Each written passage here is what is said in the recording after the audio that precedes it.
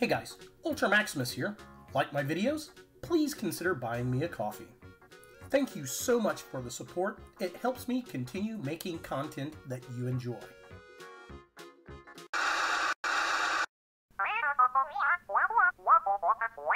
Oh, hey, look, it's Robo Gandalf. Okay, it's magic time. Through the power of stone by the mystical glass. Mason don't feel good. You suck. Way to go, Harry Potter bot.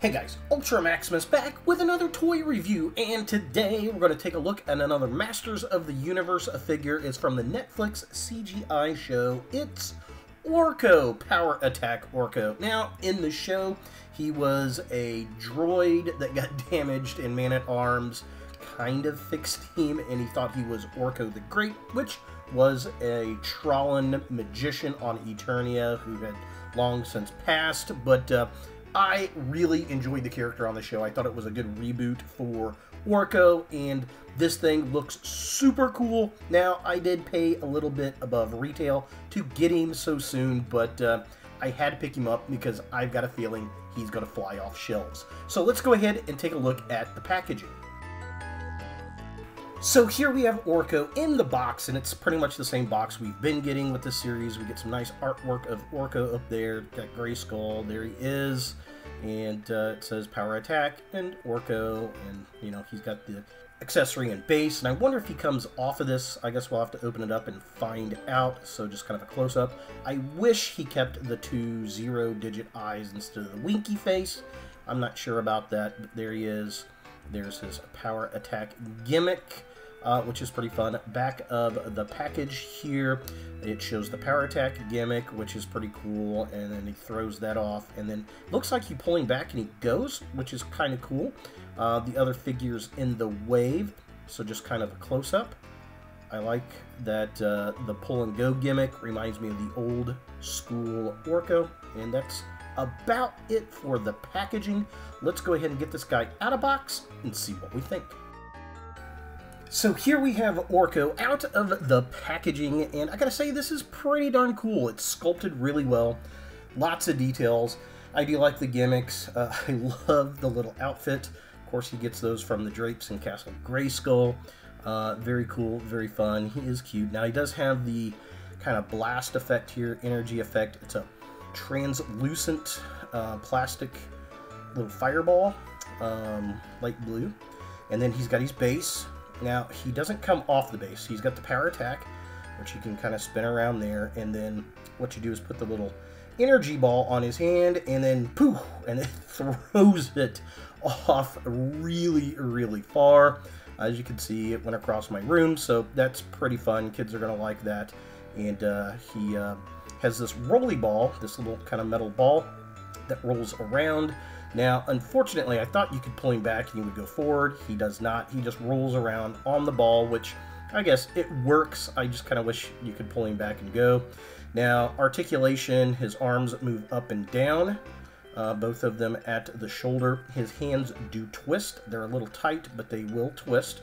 So be aware, don't break the thumbs off. And then his head is on a really nice ball joint and rotates around very, very well up there. And unfortunately, again, he doesn't come off of that base. It's part of the Power Attack gimmick. So it is what it is. And, you know, I don't know if I'd really want him to come off the base because that's how he stands, I guess. So, yeah. So, yeah, there he is. That's the articulation you get. So taking a closer look at the figure itself, this thing is sculpted really, really well. I don't know how it's going to come across on the camera, but the hat and the cloak have these really nice kind of textile patterns sculpted in. We got the robo ears with a little bit of blue paint. He's got these digital eyes.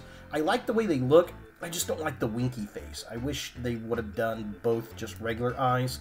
But the cloak's got some nice gold paint on it. He's got his little scarf.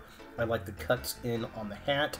You got the little robo face. Of course, the black portion of the monitor is nice and glossy. And then he's got these little robo shoulders looking all kinds of cool. And again, this is just a fun redesign of the character. Looking at the midsection of the figure, again, sculpted well. He's got the big, bulky robo arms and the little cloth wrapped around it. I think that's cool. Love the gold paint. Love the little scarf kind of hanging down. He's got the black body of the droid sitting there. We've got the little O on his chest and all the gold designs, the gold around the O. Again, all the cloth bits have this nice textile kind of cloth sculpt woven in, which is nice.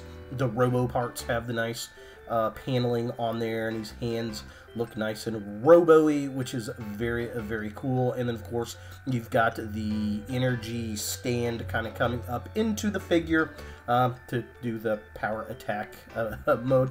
Again, unfortunately, he doesn't detach from the base, but because of the gimmick, I can kind of see that.